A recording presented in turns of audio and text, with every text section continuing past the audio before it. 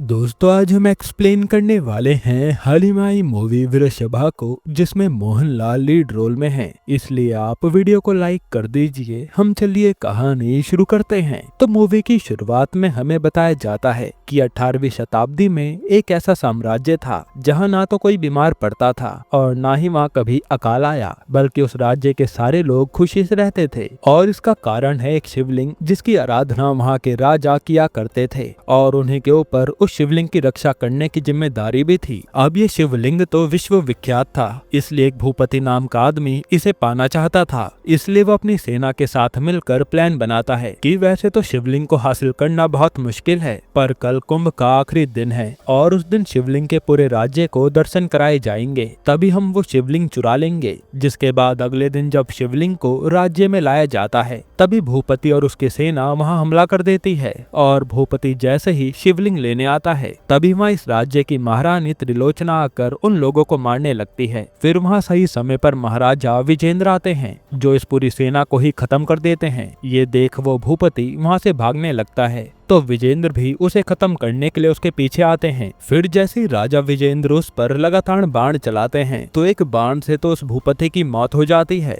लेकिन दूसरा बाण वहां से जा रहे बच्चे के लग जाता है, जिससे उसकी मौत हो गई थी। ये देख बच्चे की माँ तो फूट फूट कर रोने लगती है और वो एक साध्वी थी। फिर जैसे ही राजा विजेंद्र उनसे माफी मांगते हैं, तो माँ उन्हें श्राप दे देती है कि तूने मेरे बच्चे की जान ली है, उसी तरह से तू भी अपने बच्चे की मौत पर रोएगा और तू ही तेरे बच्चे की मौत का कारण बनेगा। ये सुनकर तो विजेंद्र के होश उड़ जाते हैं और वो उदास होकर वहां से अपने महल लौट आते हैं। फिर हमें दिखाते हैं कि महारानी त्रिलोचना ने एक लड़के को जन्म दिया है। ये सुनकर राजा बहुत खुश होते हैं, पर वहाँ के ज्योतिषी बताते हैं कि बच्चा अशुभ मुहूर्त में पैदा हुआ है, इसलिए हमें बच्चे के लिए एक अनुष्ठान रखना होगा और बच्चे के ऊपर यमराज सवार है, इसलिए इससे आप पर, बच्चे की माँ पर और बच्चे पर तीनों पर खतरा मंडरा रहा है। ये सुनकर विजेंद्र को लगने लगता है कि उस साध्वी का श्राप सच होता नजर आ रहा है। खैर इसके बाद पुरोहित यहाँ एक बड़ा अनुष्ठान रखते हैं और फिर जाकर राजा को मौका मिलता है अपने बच्चे को देखने का। यहाँ वृषभा खानदान से होने के नाते बच्चे के सीने पर एक मोहर भी लगाई जाती है। फिर राजा अपने बच्चे और त्रिलोचना के साथ पूरी प्रजा में घूमकर मिठाई बांट रहे थे। तभी एकदम से विजेंद्र को वही माँ नजर आती है जिसने उसे श्राप दिया था और वो डर के मारे पीछे हटते हैं। उसी समय वो बच्चा त्रिलोचना के हाथ से नदी में गिर जाता है और जब विजेंद्र बच्चे को बचाने कूदते हैं, तो उन्हें नदी में कहीं भी अपना बच्चा नहीं मिलता और अब उस माँ का श्राप एकदम सच हो गया था। राजा का बच्चा मारा गया था। अब इसके बाद कहानी सीधा 2025 में आती है, जहाँ आदि नाम के आदमी को आज बिजनेसमैन ऑफ द ईयर का अवार्ड दिया जा रहा था। वहीं यहाँ कुछ आदि के दुश्मन भी थे जो आदि को मरवाना चाहते थे, क्योंकि आदि ने डायमंड के बिजनेस में घुसकर उनका बिजनेस खराब कर दिया। इसलिए ये लोग आदि को खत्म करने के लिए अपने आदमी भेजते हैं, पर यहाँ आदि की जगह उसका बेटा तेज मौजूद था, जो उन सारे लोगों को मारकर वहाँ से भगा देता है। इसके बाद वो उस आदमी को आकर धमकी देता है कि मेरे पापा तो तुम्हें माफ कर भी देंगे, पर मैं नहीं करने वाला, इसलिए एक मौका दे रहा हूँ, मेरे पापा से दूर रहना। ये सुनकर वो लोग भी डर जाते हैं। खैर फिर वहाँ अवार्ड लेने के बाद आदि अपने गाँव के बारे में सबको बताता है कि उसने आखिर अपने करियर की कैसे शुरुआत की थी। इसके बाद हम अगले दिन का सीन देखते हैं, जहाँ बाप और बेटे उस आलीशान घर में रहते थे और आदि की बीवी कई साल पहले भगवान को प्यारी हो गई थी। हालांकि आदि की अपने बेटे के साथ काफी अच्छी बॉन्डिंग है और ये दोनों एक दूसरे के लिए जान भी दे सकते हैं। यहाँ आदि तेज से कहता है कि तू बस अब एक बहू ले आ ताकि हमारी फैमिली पूरी हो जाए, जिस पर तेज कहता है कि कोई मिलेगी तो बताऊंगा ना। तभी आदि पर उसके गाँव के आदमी शीलू का फोन आता है, जो बताता है कि आपके भेजे गए पैसों से मेले की तैयारी चल रही है। और फिर वो आदि के दुश्मन के बारे में भी बताने लगता है कि गुणा कैसे आज भी आदि को मारने के लिए इस गांव में इंतजार कर रहा है। असल में आदि के शहर आने से पहले उसकी उन लोगों से लड़ाई हुई थी, जिसमें आदि ने गुणा के भाई को जेल करवा दिया था और उसी का बदला लेने के लिए गुणा आदि को मारना चाहता है। खैर इसके बाद आदि जब सो रहा होता है, तभी उसे कुछ अजीब सपने आने लगते हैं, जिसमें वो राजा बना हुआ था और उसकी प्रजा थी। ये देखकर वो डर जाता है और असल में आदि को वही राजा विजेंद्र के सपने आ रहे थे। तब यहाँ तेज आकर आदि को संभालता है और वो उसका पूरा ख्याल रखता है। इसके बाद तेज अगले दिन अपने डॉक्टर से मिलने आता है और वो उनसे कहता है कि पापा की हालत तो और बिगड़ती जा रही है, वो ठीक से सो भी नहीं पाते। यहाँ इनकी बातों से हमें में पता चलता है कि आदि को ये सपने कई बार आते रहते हैं और अब तेज इसका सॉल्यूशन चाहता है। तब डॉक्टर कहते हैं कि हमने सारे टेस्ट तो कर लिए और वो सब नॉर्मल थे,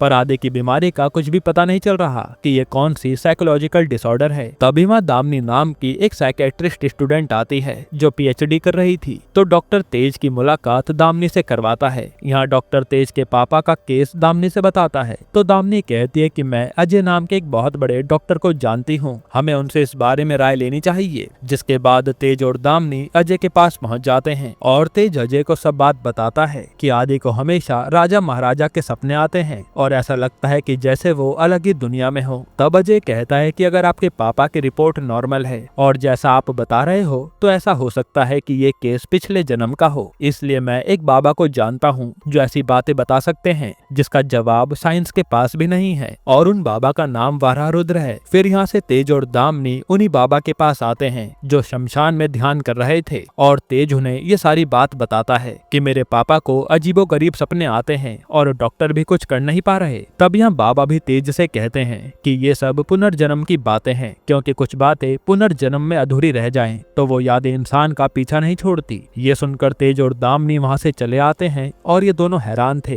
कि ये कैसी बात हुई। तब दामिनी भी उसे ऐसी कई पुनर्जन्म के केस बताती है और ये दोनों काफी बातें करते हैं। अब ये दोनों भी घर से काफी दूर आए थे, इसलिए रास्ते में इन्हें एक दूसरे का साथ काफी पसंद आता है। जिसके बाद तेज आदि को फोन करके कह देता है कि मुझे आपकी बहू मिल गई है और मैं उसे आपसे मिलाने जल्दी आ रहा हूँ, जिससे आदि भी खुश हो जाता है। फिर जब तेज दामिनी को लेकर घर जा रहा होता है तो वो उसे किस करने की कोशिश करता है। ये देखकर दामिनी भड़क जाती है कि तुम इतनी जल्दी ये सब क्या कर रहे हो। तो तेज कहता है कि मैं तुमसे प्यार करता हूँ, इसलिए खुद को रोक नहीं पाया। पर दामिनी तो गुस्से में घर चली जाती है और तेज उदास होकर अपने घर आता है। फिर आदि पूछता है कि बात क्या है, तो तेज बताता है कि वो मुझसे प्यार नहीं करती और वो मुझे छोड़कर चली गई। इस पर आदि कहता है कि तू अगर उस लड़की से प्यार करता है तो उसे जाकर अपने दिल की बात ईमानदारी से बता दे, वो जरूर समझेगी। फिर आदि जब यहाँ से चला जाता है तो आदि के घर का मेड तेज से बताता है कि कुछ बातें तुम्हें जान लेनी चाहिए। वो बताता है कि आदि सर और लीला देवी एक दूसरे से बहुत प्यार करते थे,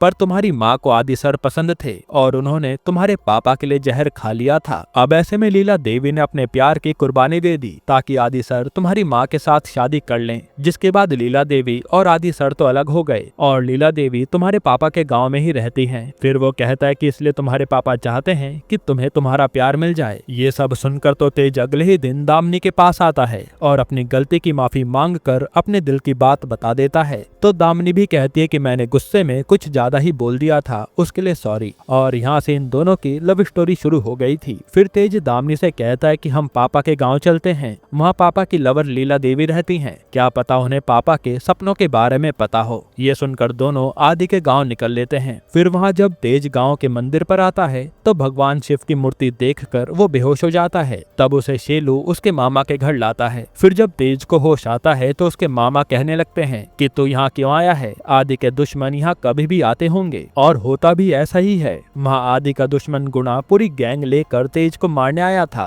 और ये लोग उस पर हमला कर देते हैं। इस पर तो तेज इन लोगों को बुरी तरह मारता है, लेकिन ये लोग काफी ज्यादा थे जो उस पर भारी पड़ रहे थे। और जैसे ये तेज को मारने वाले थे तो सही समय पर आदि आ जाता है, जिसे शालू ने पहले से तेज की खबर दे दी थी। फिर यहाँ तेज और आदि मिलकर इन सारे लोगों को मारकर भगा देते हैं और तेज आदि के साथ था। तभी वहाँ लीला देवी आती हैं और उसे देखते ही तेज को ना जाने क्या होता है, वो एक चाकू सीधा आदि के मार देता है, जिससे आदि की हालत खराब हो गई थी। और फिर तेज के मामा उसे पकड़कर साइड ले जाते हैं। जिसके बाद इन दोनों को हॉस्पिटल में होश आता है। फिर आदि अपने बेटे को दोबारा देखने आता है तो वहाँ तेज आदि को फिर से मारने की कोशिश करता है और वो कहता है कि मेरा बदला बाकी रह गया था। ये सुनकर सब कहने लगते हैं कि तेज पागल तो नहीं हो गया। जिसके बाद डॉक्टर उसे इंजेक्शन देकर सुला देते हैं। फिर आदि कहता है कि मेरा बेटा पागल नहीं हो सकता, ये राजा महाराजा और बदले के सपने मुझे आते थे, अब ये मेरे बेटे को ना जाने कैसे आने लगे। फिर वो कहता है कि मुझे अपने बेटे को सही करने के लिए कुछ करना पड़ेगा। जिस पर दामिनी कहती है कि इसका जवाब तो आपको एक ही बाबा दे सकते हैं। और फिर वो आदि और लीला को लेकर बाबा के पास आती है। यहाँ बाबा को आभास हो गया था कि कुछ तो बुरा हुआ है और आदि भी सारी बातें बाबा को बता देता है। तब बाबा कहते हैं कि अब जो मैं तुम्हें बताने जा रहा हूँ उस पर भरोसा करना थोड़ा मुश्किल है, लेकिन ये सारी चीजें अब तुम भी देखोगे। सपने में जो तुम्हें राजा महाराजा दिखाई देते हैं वह सारी चीजें तुम्हारे पुनर्जन्म से कनेक्टेड हैं और अब लीला को देखने के बाद तुम्हारा बेटा भी तुम्हारे सपने से जुड़ गया है। इसके बाद यहाँ से कहानी पास्ट में जाती है, जहाँ हम एक गांव को देखते हैं। उस गांव पर कुछ लोगों ने हमला किया था,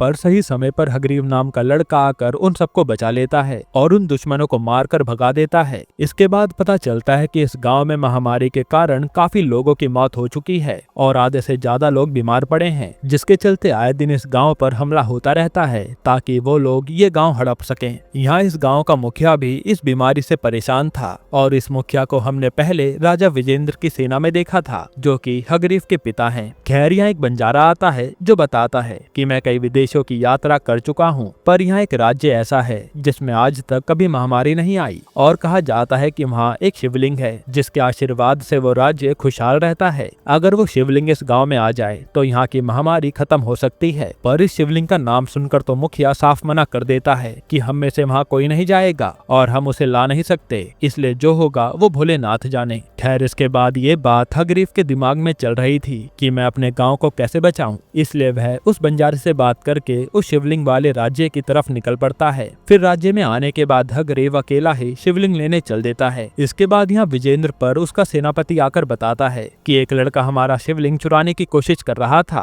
पर हमने उसे पकड़ लिया। ये सुनकर विजेंद्र तुरंत सभा बुला लेता है उस लड़के को सजा देने के लिए। जिसके बाद सारी सभा के सामने राजा हगरीव से पूछते हैं कि तुमने शिवलिंग क्यों चुराना चाहा? तो हगरीव बताता है कि मेरे गाँव में महामारी आई है, इसलिए उसे दूर करने के लिए ये शिवलिंग चाहिए। विजेंद्र कहता है कि हम शिवलिंग नहीं दे सकते क्योंकि ये हमारी अमानत है और खुद भगवान राम ने इसे यहाँ स्थापित किया था। ये सुनकर तो हगरीव विजेंद्र से कहता है कि ये शिवलिंग तो मैं लेकर रहूंगा, फिर चाहे उसके लिए मुझे आपसे युद्ध क्यों न करना पड़े। ये कहकर वो विजेंद्र को लड़ने के लिए चुनौती देता है, तो राजा भी ये चुनौती एक्सेप्ट कर लेते हैं। वहीं त्रिलोचना को भी ये बात पता चलती है। फिर यहाँ जब विजेंद्र और हगरीव में लड़ाई होती है तो इसमें विजेंद्र जीत रहे थे, तभी एक वार से हगरीव के सीने पर ढाल कट जाती है और वहाँ विजेंद्र वही निशान देखते हैं जो वृषभा वंश के लोगों के सीने पर होता है और वो समझ जाते हैं कि ये मेरा बेटा है, इसलिए वो यहाँ लड़ना ही छोड़ देते हैं। इससे विजेंद्र की हार हो गई थी और हगरीव खुश था। वहीं विजेंद्र शिवलिंग के सामने आकर रोने लगते हैं कि मुझे लगा कि मेरा बेटा मर गया है, पर वो तो मेरे सामने खड़ा है, वो भी ऐसी हालत में। भगवान, ये कैसी परीक्षा ले रहे हो मेरी। वहीं हम देखते हैं कि अपने पति के हार जाने के बाद त्रिलोचना हगरीव से लड़ने आ गई थी, जहाँ वो हगरीव को हराने वाली थी। तभी वहाँ हगरीव के पिता उसे रोकने पहुंच जाते हैं। उसी समय हगरीव एक ही वार में रानी का गला उड़ा देता है, जो देख सब हैरान थे। तभी विजेंद्र भी अपनी बीवी को देखकर रोने लगता है और वहाँ हगरीव के पिता उसे कोसने लगते हैं कि तू कैसा बेटा है जो तूने अपनी माँ को ही मार दिया। ये सुनकर तो हगरीव के होश उड़ जाते हैं और यहाँ से सीन पास्ट में जाता है। असल में रानी को इसी आदमी ने बता दिया था कि राजा को श्राप मिला है कि आपके बेटे के कारण राजा और आपकी भी मृत्यु हो सकती है। इसलिए त्रिलोचना ने प्लान बनाया कि वो विजेंद्र को बिना बताए अपना बेटा इस सैनिक को दे देंगी ताकि राजा पर कोई आँच न आए। फिर जब बच्चा उस नदी में गिरा था तो उससे पहले त्रिलोचना ने उस सैनिक की बीवी को अपना बच्चा दे दिया था। यानी उसने अब तक राजा से ये बात छुपा रखी थी, क्योंकि राजा अपने बेटे के मोह में उसे वापस ले आते और इससे राजा विजेंद्र की जान को भी खतरा हो जाता। जिसके बाद वो सैनिक हगरीव और अपनी बीवी के साथ उस गाँव में रहने लगा ताकि वो राजा की परछाई से कोसों दूर रहे। खैर, अब सीन प्रेजेंट में आता है जहाँ हगरीव तो अपनी माँ की मौत से टूट गया था। तभी वो गुस्से में कहता है कि इस राजा के कारण ही मेरी माँ की मृत्यु हुई, क्योंकि इन्होंने हारने के बाद भी मुझे वो शिवलिंग नहीं दिया और मेरी माँ मुझसे लड़ने आ गई, इसलिए अब मैं अपनी माँ की मौत सहन नहीं कर पाऊंगा। और आगे वो कहता है कि राजा, मैं अपना बदला लेने जरूर आऊंगा। ये कहकर वो खुद का गला काट देता है। फिर सीन प्रेजेंट में आता है और बाबा कहते हैं कि ये लीला ही रानी त्रिलोचना से कनेक्टेड है, इसलिए उसे देखते तेज को पुरानी बातें याद आ गईं और अपने बदले के लिए उसने आदि को मारने की कोशिश की। फिर आदि बाबा से पूछता है कि आखिरकार इसका हल क्या है। बाबा बताते हैं कि हमें एक रुद्र हवन करवाना पड़ेगा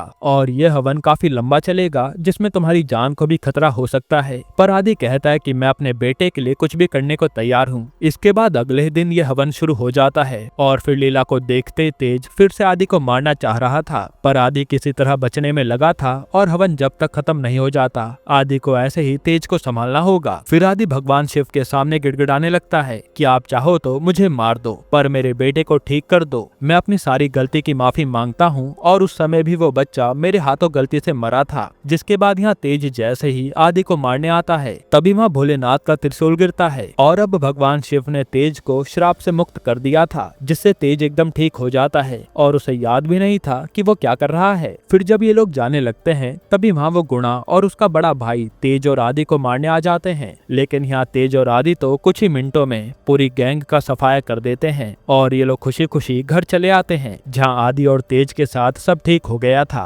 यहीं पर ये मूवी खत्म होती है। दोस्तों, अब आपको इसके अलावा कौन सी मूवी का एक्सप्लेनेशन चाहिए हमें कमेंट में बताइएगा। बाकी अगर आपको हाल ही में एक कमाल की मूवी देखनी है तो आप ये वीडियो देख लीजिए।